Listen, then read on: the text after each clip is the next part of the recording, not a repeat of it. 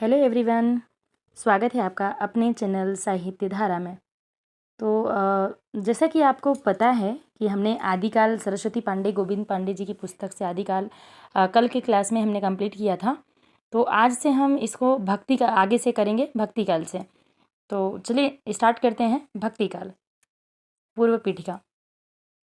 Monier Williams के अनुसार भक्ति शब्द की व्युत्पत्ति भज धातु से हुई है। ध्यान दीजिएगा कि मोनियर विलियम्स के अनुसार भक्ति शब्द की उत्पत्ति कहाँ से होती है, तो भज धातु से होती है भक्ति शब्द की उत्पत्ति। भक्ति शब्द का सर्वप्रथम उल्लेख कहाँ मिलता है, तो भक्ति शब्द का सर्वप्रथम उल्लेख श्वेता श्वेतर उपनिषद में मिलता है। श्वेता श्वेतर उपनिषद में मिलता है भक्ति शब्द का प्रथम उल्लेख। भक्ति आंदोलन के उदय के संबंध में कुछ विद्वानों के अभिमत हैं। चलिए देखते हैं कि ग्रियर्सन जो है ये भक्ति आंदोलन की देन, ईसाइयत की देन मानते हैं। ग्रियर्सन कहते हैं कि भक्ति आंदोलन जो है ये ईसाइयत की देन है, और रामचंद्र शुक्ल जी कहते हैं कि इस्लामी आक्रमण की प्रतिक्रिया से भक्ति आंदोलन का उद्भव हुआ। ये कौन कह रहे हैं? रामचंद्र शुक्ल जी कह रहे हैं।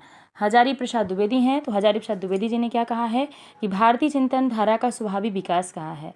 गजानन माधव मुक्तिबोध जो हैं ये ऐतिहासिक सामाजिक शक्तियों के रूप में जनता के दुख व कष्टों से भक्ति आंदोलन की शुरुआत मानते हैं। आगे चलते हैं तो रामविलास शर्मा के देखते हैं। तो रामविलास शर्मा जी जो हैं ये भक्ति आंदोलन को एक जाति और जनवादी आंदोलन कहते हैं। कौन कहता है? रामविलास शर्मा जी कहते हैं। आगे है कुछ विद्वानों के मत दिए गए हैं, जो कि है रामचंद्र शुक्ल से स्टार्ट है कि रामचंद्र शुक्ल कहते हैं कि भक्ति का जो सोता दक्षिण की ओर से धीरे धीरे उत्तर भारत की ओर पहले से ही आ रहा था, उसे राजनीतिक परिवर्तन के कारण शून्य पड़ते हुए जनता के हृदय क्षेत्र में फैलने के लिए पूरा स्थान मिला। तो रामचंद्र शुक्ल जो हैं ये भक्ति कहाँ से मानते हैं? भक्ति आंदोलन ये दक्षिण से मानते हैं कि दक्षिण से जो सोता हुआ दक्षिण की ओर से धीरे धीरे आता है उत्तर की ओर। आते हैं कबीरदास पर। तो कबीरदास कहते हैं कि प्रगट की भक्ति द्राविड़ उपजी लाए रामानंद, और प्रगट किया कबीर ने 7 द्वीप 9 खंड। श्रीमद् भागवत में दिया गया है भक्ति के संबंध में कि उत्पन्ना द्राविड़े शाहम वृद्धिम कर्णाटके गता क्वचित क्वचिन महाराष्ट्रे गुर्जरे जीर्णता गता। ये श्रीमद् भागवत में दिया गया है। आचार्य शुक्ल ने दक्षिण में भक्ति का उद्गम स्वीकार किया है, आचार्य रामचंद्र शुक्ल ने। अब भक्ति के संबंध में कुछ विद्वानों के कथन दिए गए हैं, जिसमें से ग्रियर्सन का कथन है कि बिजली की चमक के समान अचानक समस्त पुराने धार्मिक मतों के अंधकार के ऊपर एक नई बात दिखाई दी। कोई हिंदू यह नहीं जानता था कि यह बात कहाँ से आई, और कोई भी इसके प्रादुर्भाव का कारण निश्चित नहीं कर सकता। फिर रामचंद्र शुक्ल जी कह रहे हैं कि देश में मुसलमानों का राज्य प्रतिष्ठित हो जाने पर हिंदू जनता के हृदय में गौरव, गर्व और उत्साह के लिए कोई अवकाश न रह गया था। उसके सामने ही उसके देव मंदिर गिराए जाते थे, देव मूर्तियां तोड़ी जाती थीं, और पूज्य पुरुषों का अपमान होता था, और वे कुछ भी नहीं कर सकते थे। ऐसी दशा में अपनी वीरता के गीत न तो वे गा ही सकते थे और न बिना लज्जित हुए सुन ही सकते थे। आगे चलकर जब मुस्लिम साम्राज्य दूर तक स्थापित हो गया, तब परस्पर लड़ने वाले स्वतंत्र राज्य भी नहीं रह गए। इतने भारी राजनीतिक उलटफेर के पीछे हिंदू जन समुदाय पर बहुत दिनों तक उदासी से छाई रही। अपने पौरुष से हताशा जाति के लिए भगवान की शक्ति और करुणा की ओर ध्यान ले जाने के अतिरिक्त दूसरा मार्ग ही क्या था? ये कौन कह रहे हैं? रामचंद्र शुक्ल जी कह रहे हैं। आगे चलते हैं तो हजारी प्रसाद द्विवेदी जी का कथन है कि हजारी प्रसाद द्विवेदी कहते हैं कि लेकिन जोर देकर कहना चाहता हूँ कि अगर इस्लाम नहीं आया होता तो भी इस साहित्य का 12 आना वैसा ही होता जैसा आज है। ये हजारी प्रसाद द्विवेदी, क्योंकि ये रामचंद्र शुक्ल के मत के हमेशा वो रहते हैं, हजारी प्रसाद द्विवेदी जी का कथन है। आगे चलते हैं तो ये है बल्लवाचार्य जी का कथन। कृष्ण नामाश्रय स्त्रोत से बल्लवाचार्य ने कहा है कि म्लेच्छाक्रांतेषु देशेषु पापे कनिलयेषु च सत्पीड़ा व्यग्रलोकेषु कृष्ण एव गतिर्मम। ये कौन कह रहा है? बल्लवाचार्य जी का कथन है। आगे चलते हैं तो जॉर्ज ग्रियर्सन ने भक्ति काल को हिंदी साहित्य का स्वर्ण युग कहा है। किसने कहा है? जॉर्ज ग्रियर्सन ने भक्ति काल को हिंदी का स्वर्ण युग कहा है। डॉक्टर रामविलास शर्मा ने भक्ति काल को लोक जागरण काल कहा है, और हजारी प्रसाद द्विवेदी ने भक्ति आंदोलन को लोक जागरण कहा है। रामविलास शर्मा ने लोक जागरण काल कहा है, और हजारी प्रसाद क्या कहते हैं? लोक जागरण कहते हैं। ये ध्यान रखिएगा इसको। आगे चलते हैं तो अब इसमें क्योंकि सबसे पहली शाखा हमारी आती है निर्गुण शाखा, क्योंकि रामचंद्र शुक्ल ने भक्ति काल को 4 भागों में बांटा था। तो सबसे पहली शाखा हमारी क्या होती है, निर्गुण धारा रहती है, जिसको हम ज्ञानश्री शाखा भी कहते हैं। निर्गुण धारा के अंदर, निर्गुण धारा के ज्ञानश्री शाखा को विद्वानों ने कई नामों से अभिहित किया है। रामचंद्र शुक्ल ने निर्गुण शाखा को, निर्गुण धारा को ज्ञानश्रेयी शाखा कहा है। हजारी प्रसाद द्विवेदी ने निर्गुण धारा को निर्गुण भक्ति कहा है। और राम कुमार वर्मा जो हैं ये निर्गुण धारा को संत काव्य कहते हैं। परशुराम चतुर्वेदी संत काव्य कहते हैं। गणपत चंद्र गुप्त भी संत काव्य। यानी कि रामचंद्र शुक्ल ने निर्गुण धारा को ज्ञानश्रेयी शाखा कहा है, हजारी प्रसाद द्विवेदी ने निर्गुण भक्ति कहा है, और राम कुमार वर्मा, परशुराम चतुर्वेदी और गणपत चंद्र गुप्त, ये 3 लोग जो हैं ये संत काव्य कहते हैं। आगे चलेंगे कि संत काव्यधारा के प्रथम कवि और प्रस्तुता हैं। तो आचार्य रामचंद्र शुक्ल ने संत काव्यधारा के प्रथम कवि कबीर को माना है। किसने?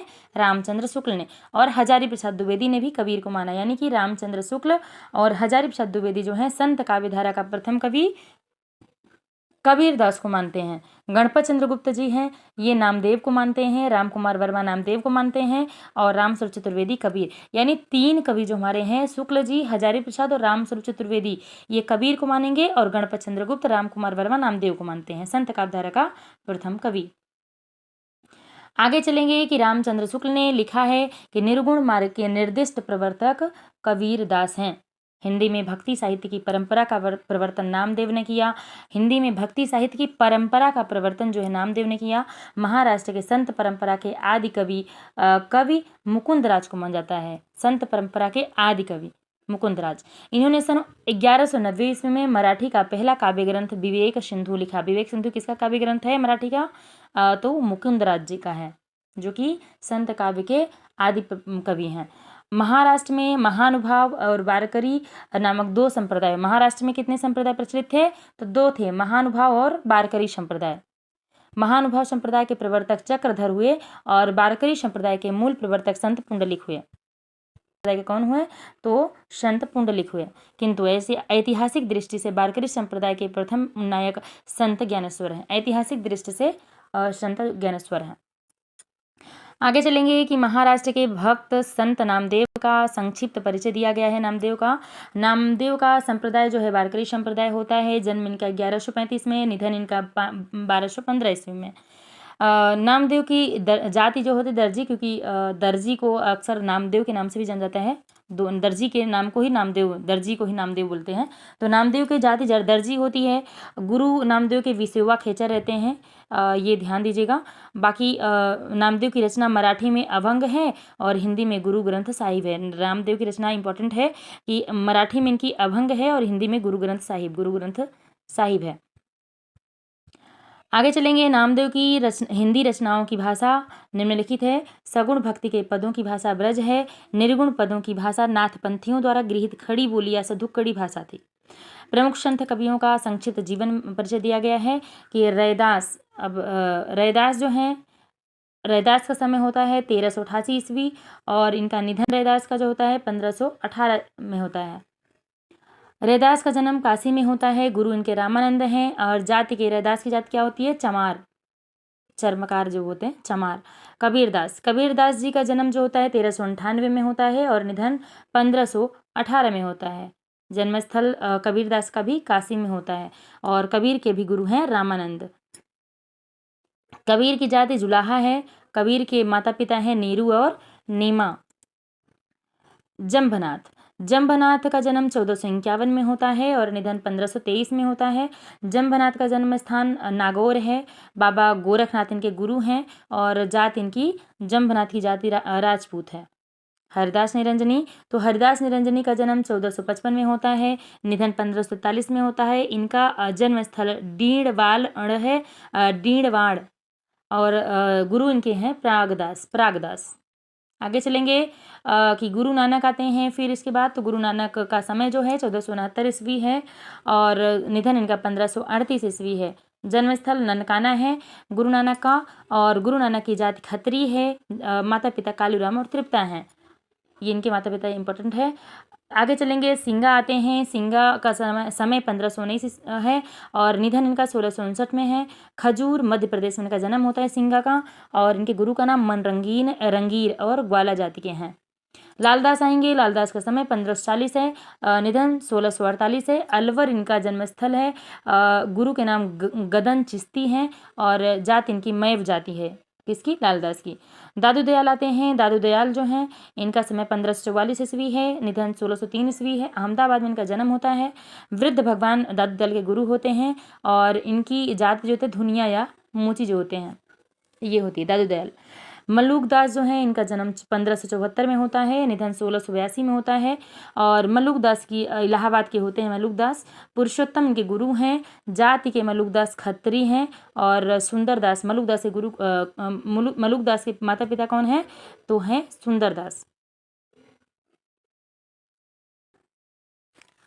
मल्लूक दास के गुरु सुंदर दास हैं। आगे चलेंगे, बाबालाल। बाबालाल का समय 1590 ईस्वी है और निधन इनका 1655 में होता है। बाबालाल का पंजाब में इनका जन्मस्थल है। पुरुषोत्तम इनके गुरु हैं और नहीं, पुरुषोत्तम गुरु तो मल्लूक दास के हैं। बाबालाल 1590 में, निधन 1555 में। पंजाब इनका जन्मस्थल है बाबालाल का और गुरु का नाम नहीं है बाबालाल के। बाबालाल जाति के छत्री हैं। सुंदरदास का समय जो है 1596 में है और 1689 निधन है। जयपुर में जन्मस्थल है। दादू दयाल इनके गुरु हैं। सुंदरदास के गुरु हैं दादू दयाल, और दादू दयाल दादू दयाल इनके गुरु हैं। सुंदरदास जाति के बनिया हैं और माता पिता इनके परमानंद और सती हैं सुंदरदास के। ध्यान दीजिएगा, इनका जो जन्म समय है ये इम्पोर्टेंट है क्योंकि ये क्रम में लगाने के लिए आता है। तो जितने संत कवि हैं इनका क्रम सब जितने क्रम हैं ये ध्यान दीजिएगा पूरा। आगे चल के चलेंगे तो इसमें डॉक्टर बच्चन सिंह कुछ लिखते हैं। तो डॉक्टर बच्चन सिंह ने लिखा है कि हिंदी भक्ति काव्य का प्रथम क्रांतिकारी पुरस्कर्ता कबीर हैं। हिंदी भक्ति काव्य का प्रथम क्रांतिकारी पुरस्कर्ता कबीर हैं, ये बच्चन सिंह जी कह रहे हैं। मुसलमानों के अनुसार कबीर के गुरु का नाम सूफी फ़कीर शेख तकी था।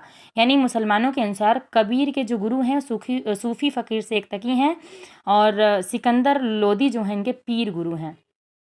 सिकंदर लोदी। कबीर की वाणी का संग्रह उनके शिष्य धर्मदास ने बीजक के नाम से सन 1464 ईस्वी में किया। बीजक के नाम से धर्मदास ने कबीर की वाणी का संग्रह किया था 1464 ईस्वी में। बीजक के 3 भाग किए गए थे, रमैनी, शबद और साखी। बीजक के कितने भाग थे? रमैनी, शबद और साखी। कबीर की रचनाओं में प्रयुक्त छंद एवं भाषा निम्न प्रकार है। तो कबीर की जो रमैनी है, इसका अर्थ, रमैनी का मतलब होता है रामायण। रमैनी में प्रयुक्त छंद है चौपाई प्लस दोहा। और रमैनी की भाषा कौन सी है? तो ब्रज भाषा पूर्वी बोली। रमैनी की बोली है, रमैनी की भाषा है ब्रज भाषा और पूर्वी बोली को मिला के रमैनी। शबद जो है, शबद मतलब होता है शब्द, और ये गे पद है, छंद इसमें गे पद है। ब्रज भाषा और पूर्वी बोली दोनों में, रमैनी और शबद में भाषा ब्रज भाषा पूर्वी बोली है। साखी है, साखी का मतलब होता है साक्षी, और प्रयुक्त छंद दोहा है। साखी में दोहा छंद है। राजस्थानी पंजाबी मिली खड़ी बोली है, राजस्थानी के साथ पंजाबी मिली खड़ी बोली है साखी में। इंपॉर्टेंट है ये। कबीर की जो रचनाएं हैं रमैनी, शबद, साखी इंपॉर्टेंट है। कबीरदास की भाषा को पंचमेल, खिचड़ी, सधुक्कड़ी आदि नामों से भी जाना जाता है। तो कबीर की भाषा को पंचमेल, खिचड़ी, सधुक्कड़ी आदि नामों से भी जाना जाता है। हजारी प्रसाद द्विवेदी हजारी प्रसाद द्विवेदी जो हैं ये कबीर को भाषा का डिटेक्टर कहते हैं। कबीर को भाषा का डिटेक्टर कौन कहता है? हजारी प्रसाद द्विवेदी जी कहते हैं। रामचंद्र शुक्ल के अनुसार कबीर की वचनावली की सबसे प्राचीन प्रति सन 1512 ईस्वी की लिखी है। वचनावली की, कबीर की वचनावली की सबसे प्राचीन प्रति 1512 ईस्वी की लिखी है। कबीरदास की भाषा के संबंध में विद्वानों के निम्नलिखित मत हैं कि श्याम सुंदर दास ने कबीर की भाषा को पंचमेल खिचड़ी कहा है, रामचंद्र शुक्ल ने सधुक्कड़ी भाषा कहा है, और हजारी प्रसाद द्विवेदी ने भाषा का डिटेक्टर कहा है कबीर की भाषा को। ध्यान रखिएगा इसको। कबीर की वाणियों का सबसे पुराना नमूना गुरु ग्रंथ साहिब में संकलित है। कबीर के वाणी का सबसे पुराना नमूना कहाँ है? तो गुरु ग्रंथ साहिब में संकलित है, मिलता है, मतलब गुरु ग्रंथ साहिब में मिलता है। कबीर के संबंध में महत्वपूर्ण कथन निम्नलिखित है। रामचंद्र शुक्ल कहते हैं कि इसमें कोई संदेह नहीं कि कबीर ने ठीक मौके पर जनता के उस बड़े भाग को संभाला जो नाथ पंथियों के प्रभाव से, प्रेम भाव और भक्ति रस से शून्य शुष्क पड़ता जा रहा था। नाथ पंथियों के प्रभाव से फिर कहते हैं शुक्ल जी कि उन्होंने भारतीय ब्रह्मवाद के साथ सूफियों के भावनात्मक रहस्यवाद, हठ योगियों के साधनात्मक रहस्यवाद और वैष्णव के अहिंसावाद तथा प्रपत्तिवाद का मेल करके अपना पंथ खड़ा किया। ये रामचंद्र शुक्ल पंक्ति है। तीसरी पंक्ति रामचंद्र शुक्ल जी की है कि भाषा बहुत परिष्कृत और परिमार्जित न होने पर भी कबीर की उक्तियों में कहीं कहीं विलक्षण प्रभाव और चमत्कार है। प्रतिभा उनमें बड़ी प्रखर थी, इसमें संदेह नहीं है। ये रामचंद्र शुक्ल की पंक्ति है। कबीर की मृत्यु मगहर में होती है। कबीरदास की मृत्यु मगहर में होती है। कबीर की पत्नी का नाम लोई था तथा पुत्र पुत्री का नाम कमाल कमाली था। कबीरदास की पत्नी का नाम लोई था, पुत्र पुत्री कमाल कमाली थे। संत रैदास का नाम रविदास भी है। तो संत रैदास मीराबाई और उदय के गुरु मान जाते हैं। मीराबाई और उदय के गुरु कौन है? तो संत रैदास मान जाते हैं। रैदास के 40 पद जो है गुरु ग्रंथ साहिब में संकलित है। 40 पद। गुरु नानक देव सिख संप्रदाय के मूल प्रवर्तक एवं आदि गुरु थे। गुरु नानक देव की पत्नी का नाम सुलक्षणी तथा गुरु नानक देव की पत्नी का नाम सुलक्षणी था। ये इंपॉर्टेंट है कि गुरु नानक देव की पत्नी का क्या नाम था? सुलक्षणी था। उनके 2 पुत्र थे, श्रीचंद्र और लक्ष्मीचंद्र।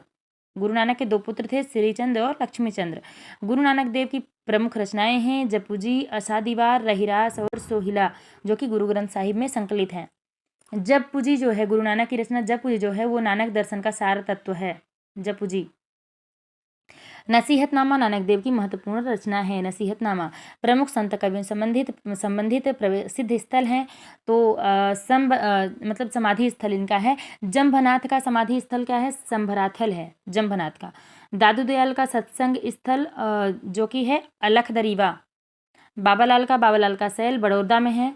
कबीरदास का मृत्यु स्थल मगहर मान जाता है। सुंदरदास का मृत्यु स्थल सांगानेर में मान जाता है। दादू दयाल का मृत्यु स्थल भराने राजस्थान में मान जाता है। और मीराबाई की मृत्यु स्थल द्वारिका में होती है, ऐसा मान जाता है। संत कवियों द्वारा प्रवर्तित संप्रदाय मुख्य केंद्र और उनके प्रमुख शिष्य का नाम है। तो सबसे पहले संप्रदाय में कबीर पंथ, कबीर जो हैं इनके प्रवर्तक, कबीर पंथ के प्रवर्तक कबीर हैं और इनका केंद्र काशी है।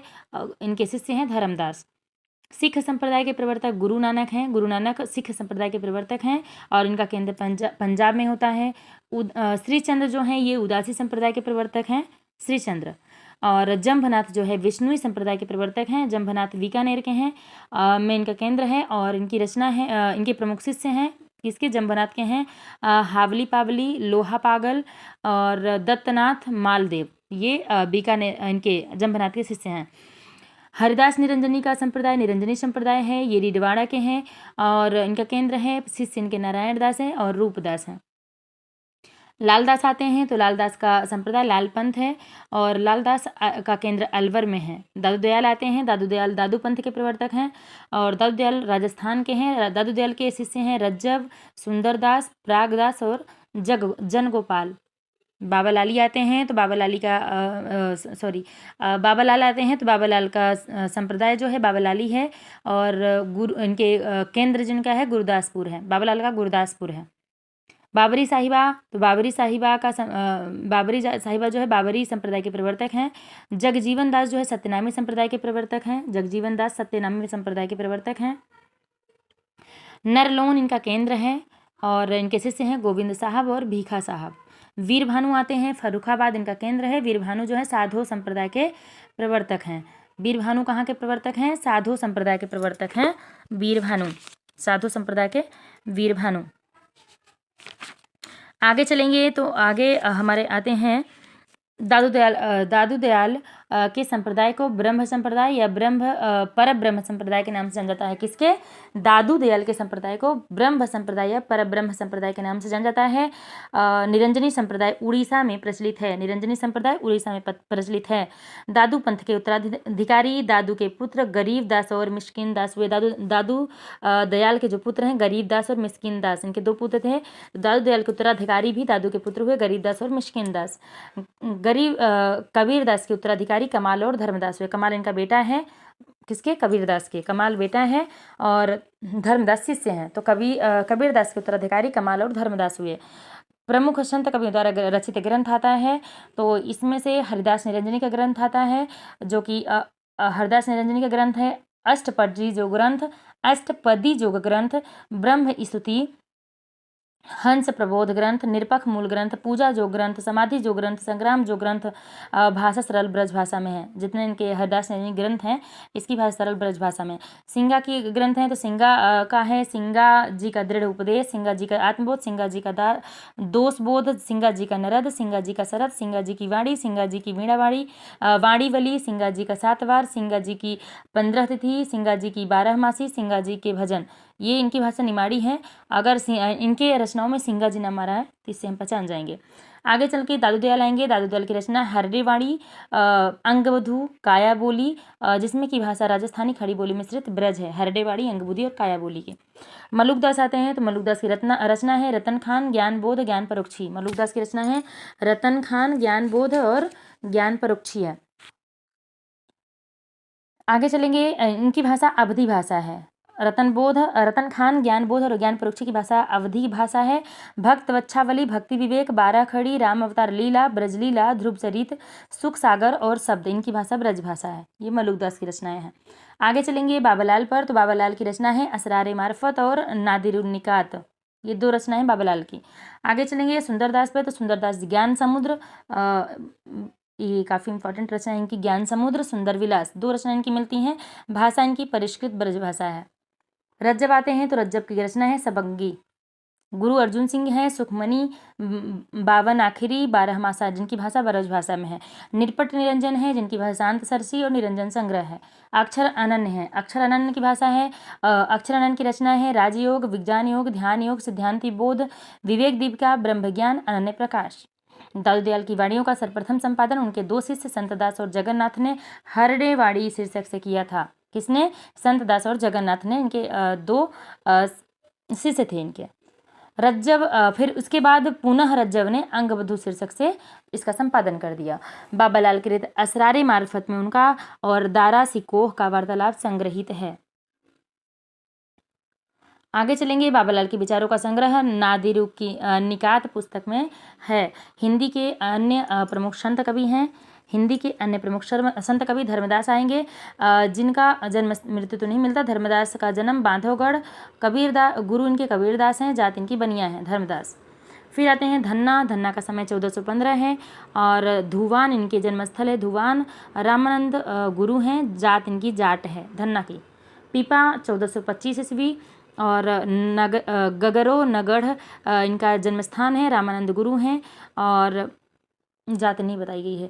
सेन आते हैं। सेन का जन्मस्थान बांधवगढ़ है। रामानंद गुरु हैं, नाई हैं सेन। शेख फरीद आएंगे। इनके जन्म जो है कोठीवाल में है और जात इनकी मुसलमान है शेख फरीद की। वीरभान आएंगे। 1547 में इनका जन्म है।